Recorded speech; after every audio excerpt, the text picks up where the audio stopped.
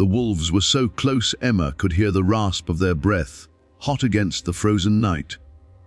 She flattened her spine to the cabin door, the rifle shaking in her chapped hands like a living thing.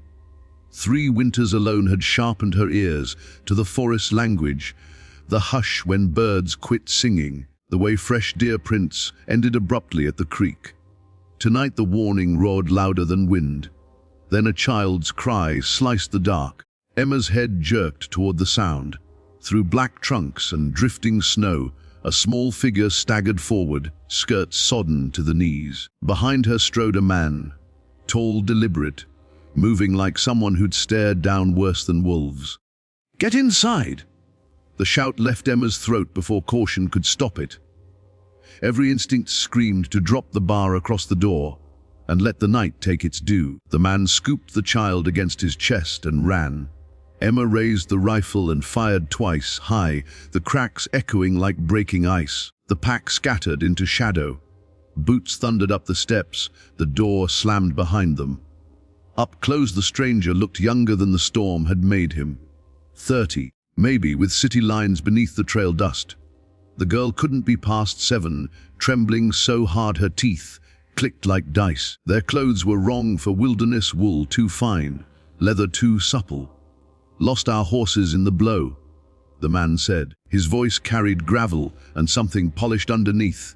"Schooling, maybe. Got turned around." Emma's cabin held 1 room, 1 bed, 1 winter's worth of food that wouldn't stretch to 3 mouths. She stepped aside anyway. "One night," she said, "storm breaks. You ride on." His eyes, grey as winter sky, met hers without flinching. "One night, you have my word." He didn't give a name. Out here that was manners. Emma barred the door and tried not to count how many days of flour she'd just wagered on throats that might open hers before morning. The child, Sarah, she whispered later, was already asleep against her father's coat, tiny fingers knotted in the wool, like she'd never let go. Emma hung their dripping things by the fire, careful not to linger over the cashmere. The man's boots had been made for someone with money to burn. The girl's dress had real lace at the collar. These weren't drifters, that made them riskier, not safer. She ladled stew, mostly potato, a rumor of venison, into bowls. The man ate slowly, tearing his bread into bits for Sarah first.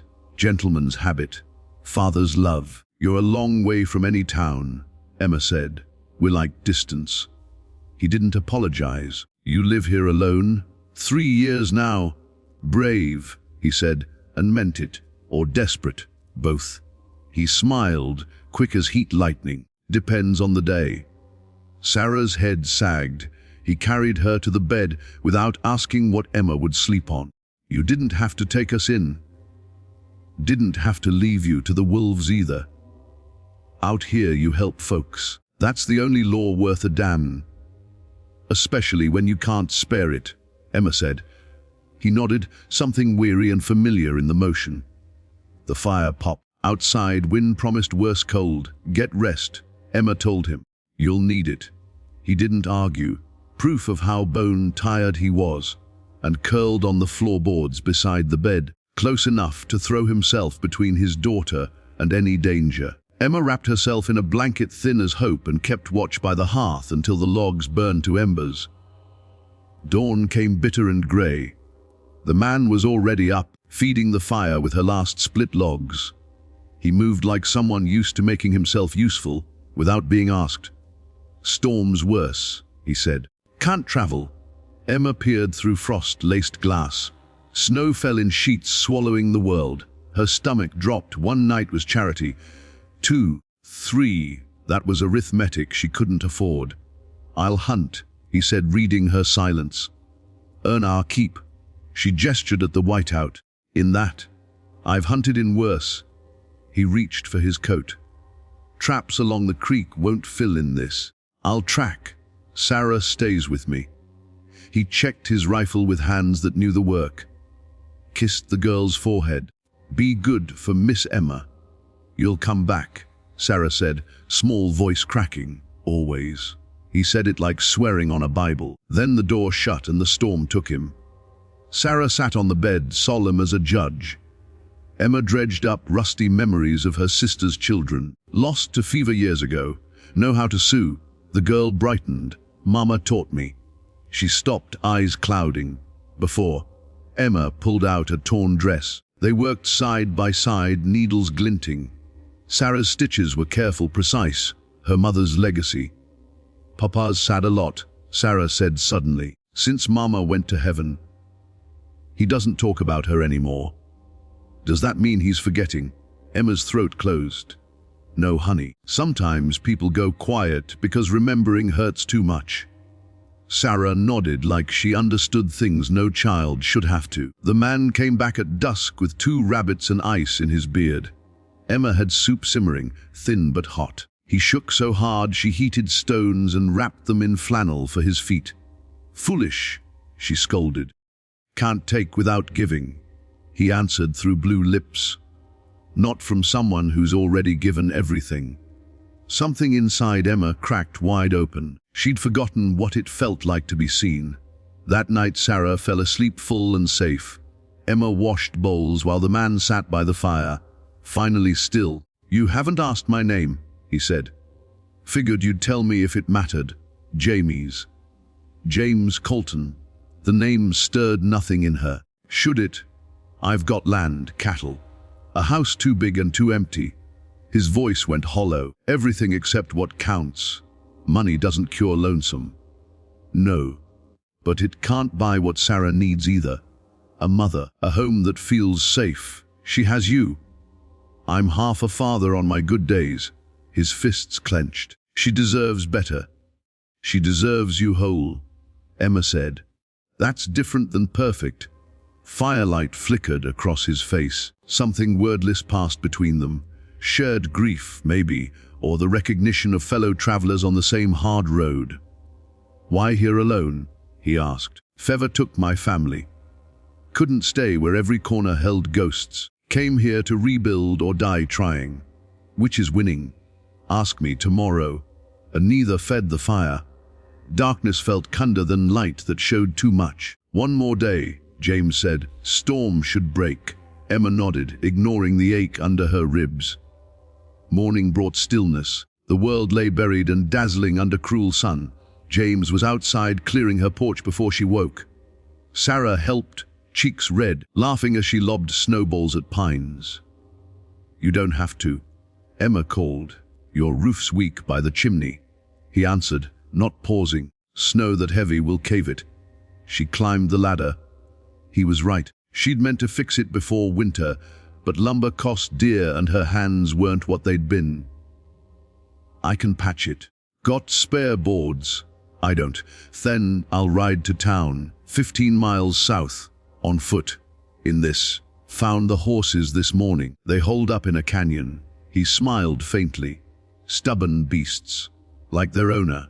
The animals were blood bays, sleek and priceless. James saddled the bigger one with the ease of a man born to leather. I'll be back before dark.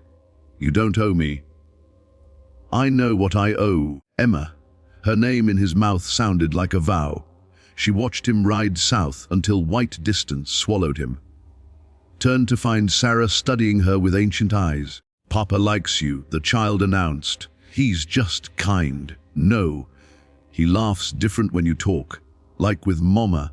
Emma's heart stumbled. Sweetheart. Will you be my mama? The question struck like buckshot. Emma knelt, took cold, small hands in hers. Honey, we just met. We're strangers helping each other through bad weather. Mama said God sends the right people when you quit looking. Sarah's certainty could move mountains. Papa quit looking. Then we found you. Emma had no defense against that faith. James returned at dusk with lumber, nails and food enough for weeks. She opened her mouth to protest. He lifted a hand. Let me do this, please. 3 days slid into a week. He mended the roof, the porch rail, the sticky door. Emma stopped pretending she wanted him gone. Sarah blossomed, teaching Emma lullabies, learning to braid with earnest, clumsy fingers. Laughter filled the cabin for the first time in years. Evenings, after Sarah slept, Emma and James traded stories by firelight. He spoke of his ranch, Acres rolling to every horizon, hands who'd ride through hell for him, cattle thick as grass. She told of the sister she still dreamed about, the empty chairs at her table. "I should go back," he said one night. "Decisions waiting. Then go. Come with us."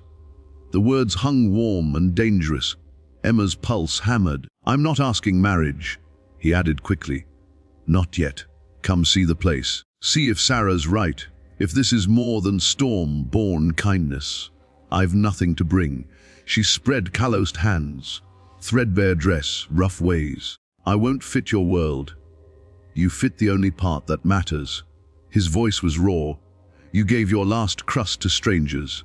My daughter smiles again. "I feel human for the first time since Elizabeth died. I'm half in love with you, Emma, and I don't aim to walk away wondering what whole feels like." Every scar screamed run. But Sarah's giggle echoed.